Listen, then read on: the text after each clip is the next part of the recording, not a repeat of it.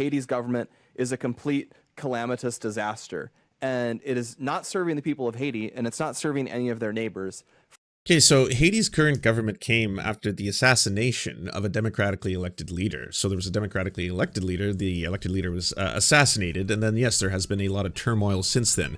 And obviously, the situation in Haiti, including their extreme poverty, that comes from decades and decades and decades of having to pay back the French for their own liberation.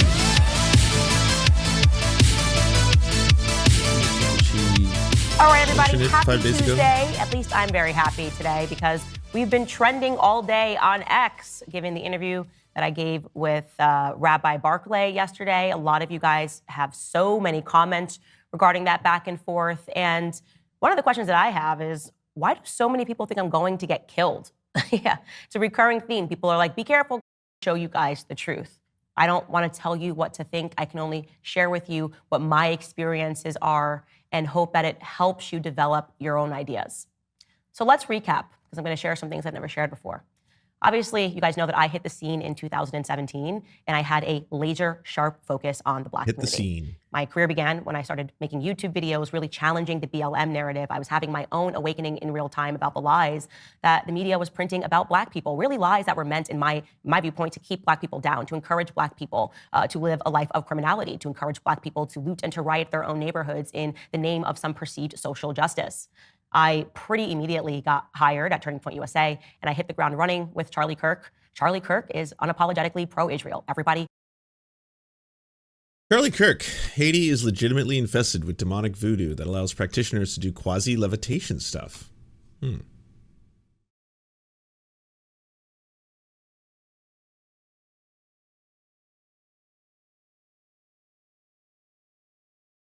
the other is a complete wasteland filled with cannibal gangs.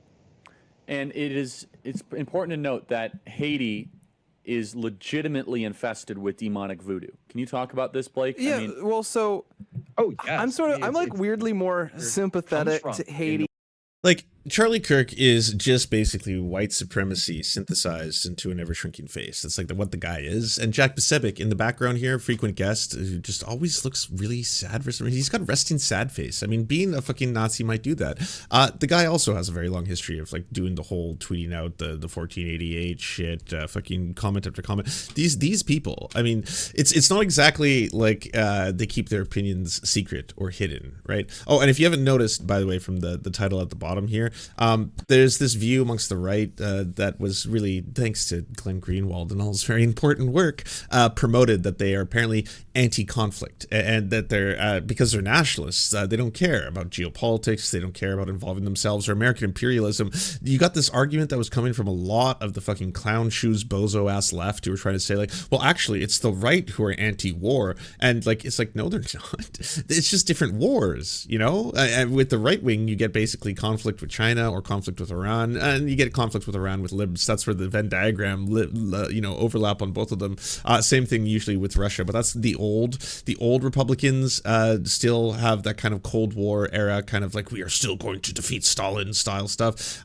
Whereas like you can feel that the younger generation kind of really like a lot of aspects of modern Russia, where it's kind of like, hey, by the way, it's interesting how they actually, they take the queers to task there, and they're manly men. Have you not watched their ads? Like, they don't care about all this weird gender ideology and having like femboys in the military and shit like that. They actually go over there and they crush and destroy. And so there's this weird kind of like, if you look at the younger generation of the right now, the neo-reactionaries, kind of like the Vivek style, they actually are the ones who are going to differ from the rest of the Republican Party. They're your Tim Pools, that kind of group. But yeah, they're not anti-conflict. I mean, look at the headline. Western Hemisphere. Say that again, Jack. Well, so voodoo, it's really where Haiti is, where voodoo comes from in the Western Hemisphere. So it's brought from a lot of much more ancient tribal African practices that were brought along, forcefully brought to the Caribbean. But it really was Haiti where voodoo made itself, planted its flag in the Western world, in the Western Hemisphere. You see this Okay, instead of learning things from a Nazi, I just want to do a little Wikipedia, what all streamers use to find out information. Haitian Voodoo is an African diasporic religion that was developed in Haiti between the 16th and 19th century. It arose through a process of syncretism between several traditional religions of West and Central African and Roman Catholicism. There's no central authority and control of the religion, and much diversity exists amongst practitioners who are known as Voodooists, Voodoo-sants, or serviteurs. Today's video, we're covering law, okay, which is loi. Or you can Loi. say the law, which is la loi. Oh, c'est comme français, loi. All right, so I was mispronouncing it. Loi. Brazilian candomblé. Well, some practitioners were influenced. Most Haitians practice both voodoo and Roman Catholicism. See no contradictions in pursuing two different systems simultaneously. Smaller voodooist communities exist elsewhere, especially among Haitian diasporic Cubans in the United States, both in Haiti and abroad. Voodoo is spread beyond its Afro-Haitian origins and practiced by individuals of various ethnicities. Having faced much criticism throughout its history, voodoo has been described as one of the world's most misunderstood religions. Spread throughout the other islands. You see, these types of practices, and a lot of like blending of West African traditions with Christianity and Catholicism. Again, Spanish French empires, you get Catholicism there. Power of magic, that you can put curses on people, that you can cast spells on people. Like, this sounds just like every single stereotype that I've ever heard, about voodoo specifically. Everything from voodoo dolls to casting spells to doing curses and all this kind of stuff. Which, by the way, all this kind of stuff seems prevalent in all religions once you start like looking into them. It seems like many religions, including Christianity and Catholicism, like are very supernatural in their origins. People, and the famous voodoo doll is just sort of a fictional trope version of this. I don't know if they specifically do it that way, but the general idea that someone can put a curse on you, and there's all sorts of people who have magic, so there's witches everywhere. So there's a voodoo idea that like women can turn into these sort of like animals and like suck your blood at night, or there's like another cult where people can turn into dogs, and of course zombies. The word zombie comes from voodoo. Yes. I mean, yeah. Don't promise me a good time. What's going on here? Yeah, zombieism is really from this entire culture. Doesn't the Bible have like the rising of Lazarus? Like maybe not the term zombie specifically, but the concept of the undead coming alive is not unique to voodoo. Yeah, this is where it comes. And in their version of it, it's more like they can kind of enslave a person, like they can kind of kill you but control your body. And I believe, I don't have. Yeah, like their Lord and God and Savior is quite literally a zombie Jesus. I have it in front of me, but I think there's cases where the power of suggestion is so strong that like people have basically become zombies because they believe that they are a zombie, and it's so powerful on it. But I'm sorry, what? It's not a vibe.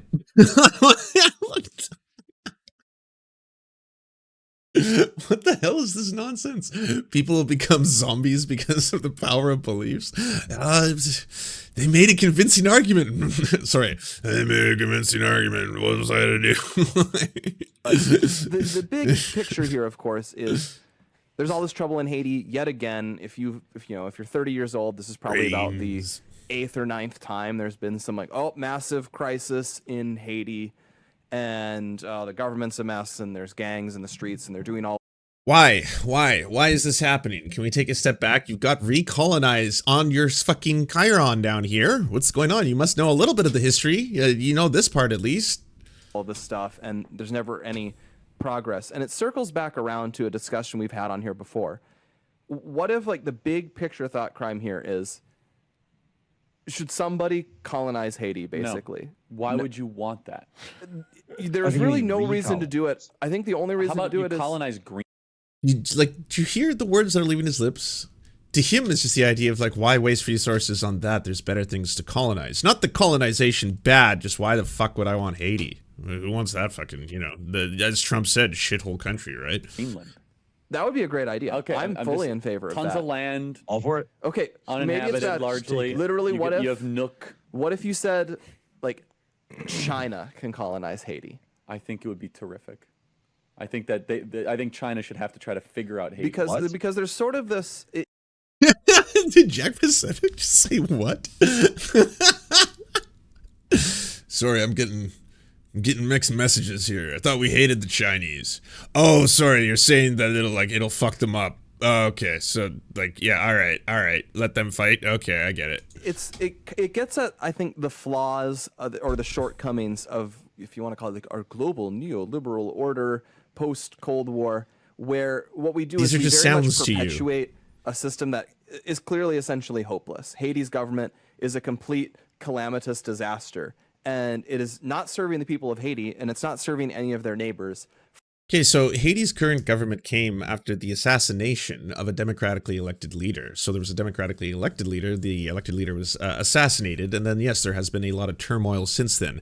And obviously, the situation in Haiti, and including their extreme poverty, that comes from decades and decades and decades of having to pay back the French for their own liberation, which, yeah, it kind of sounds like a really fucked up concept, don't you think? It's like, yeah, there was a successful slave revolt in which they beat the fucking people who were oppressing them, and then France is like, okay, well, for the next little while, you're going to be having to pay us all the money that we would have lost from the forced labor of the indentured servitude of all your people. That's the thing you're going to have to do. So hopefully this doesn't, you know, have any kind of long-term ramifications. And like, yeah, the situation is incredibly complex. It's incredibly difficult, as people love to say. It's very complex, yeah. But what is going on in Haiti is not going to be solved simply by putting in yet another puppet government and propping it up to the benefit of the West, which is what usually happens, right? In Canada, your hands are covered in blood as well. I'm sorry. Like, the fact that Canada is always very quick to, you know, put in peacekeeping efforts or military in that region, specifically when it benefits the United States by propping up a government possibly that, you know, the CIA would like to see imposed in another nation. Well, yeah, you're very quick to be like, oh, yeah, see, we're the liberators. We're just here to provide help to the people, and then disappear once the people have been helped, and then the problem's solved, right? Good job, For Canada. us to prop up what is clearly a disaster where, oh, just an armed mercenary gang can murder your president, and they literally can't even hold elections anymore. It's so bad we can't even tell, are they canceling elections because they just want to be dictators, or are they canceling elections because they are not even capable of organizing a vote by the public? That is the level of state failure that we are at. And in the past, 1,000 years ago, it was not possible to have a failed state like this, because if you were that much of a disaster, your neighbors came in and just took you over. And now instead what we do is we have the international community, and we have the United Nations, and we have humanitarian missions, and we're basically just dumping, you know, food and medical supplies into this anarchic, you know, disaster state. I don't know if it's fixable. And the reason is that I think, first of all, I think part of the country is literally under a spiritual oppression.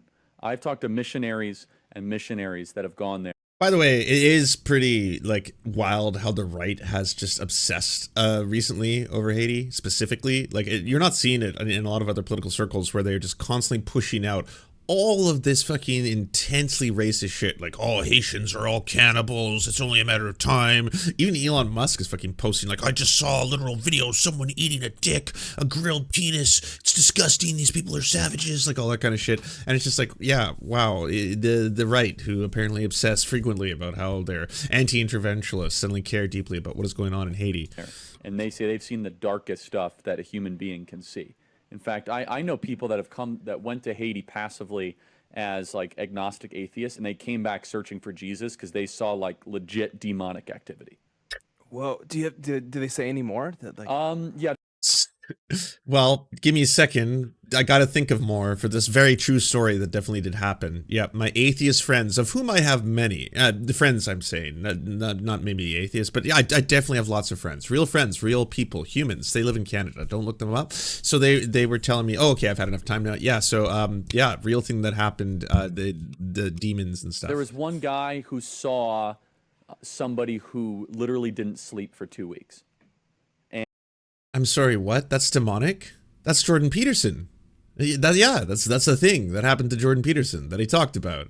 Oh, I had the apple cider. I couldn't sleep for a month. Yeah. Even Joe Rogan didn't believe that one. He's like, how is that possible? Oh, bloody, I'll tell you how it's possible. Sulfites. And just like literally run around and not sleep for 2 weeks. Like ran through the whole island with like supernatural type capacity. There are claims that people have seen like quasi-levitation stuff.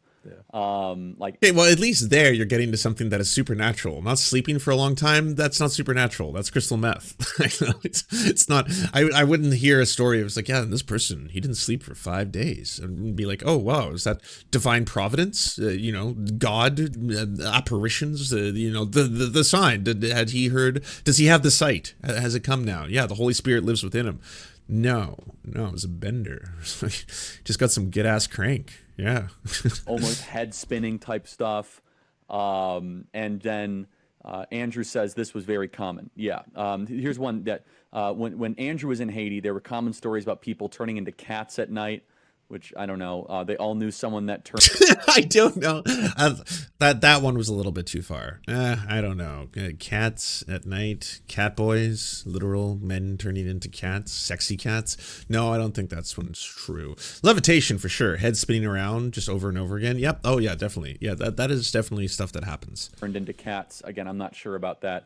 I haven't heard that. Gotta think about that one. This like supernatural energy, or just also the stuff where, you know, you look in the Hollywood films where someone like looks possessed, right? Imagine like, yeah, and they might need to have that possession excised, you know, by an exorcist. Sounds pretty much like the plot of one of those movies that he's fucking describing entire here. towns that look that way. Entire towns. Yeah. Where it's just they Possessed and there's by a lot demons. of churches there too, and it's growing. But like Haitian, I don't know, Charlie. To me, it sounds like you're just scared of black people, and then like you've seen video footage of black people, and then all of a sudden you're like, well, they must all be possessed by demons, every single one of them. And you're like, no, this is just the New York subway. What the fuck are you talking about, Charlie? voodoo culture is legit. Like 1 out of 3 people in Haiti participate, and they sacrifice animals, and they do 1 in 3 people in Haiti sacrifice animals. The reference, please. Source, anything? like pagan blood rituals. So yeah, It doesn't seem to have worked out for them. no, I mean, yeah, look, show me a pagan culture that sustainably can survive. And It's just like, it's so rich. He of all people's talking about this. It looks like a priest shrunk his face with magic, you know, like the dust was sprinkled on him. you know, there's a reason why the Aztecs are India? no longer around. What's going on? Oh, that's just the default. Okay, I was like, whoa, that was a weird jump. Okay, here. Thank you so much for watching, everybody. We first want to give a shout out to everyone who makes this show possible. This program is produced thanks to the generous support of our Patreon supporters: Anna Loves Riley, Arian McCarthy, Cheryl Alvarez, Comrade Junkie, Doug Caddy, Everything Important, Hagbar Celine, Jimmy Sombrero, Multi Mondi, Omni, Peanut Butter Blondie, Political Poppy, Preston Kroll, Quiet 185, Richard Bomey, Riley and Anna, Roller Dragon, Ruby, Cernicus, Stellar Gwyn, Sebastian Demmel, Travis McClinton, and Words Greenwood. As well as every other person you see on the screen right now, this show would not be possible without them. And if you want to join these wonderful people who make this entire program possible, simply go to patreon.com/theserfs and you can unlock uncensored and bonus episodes and, you know, help us exist.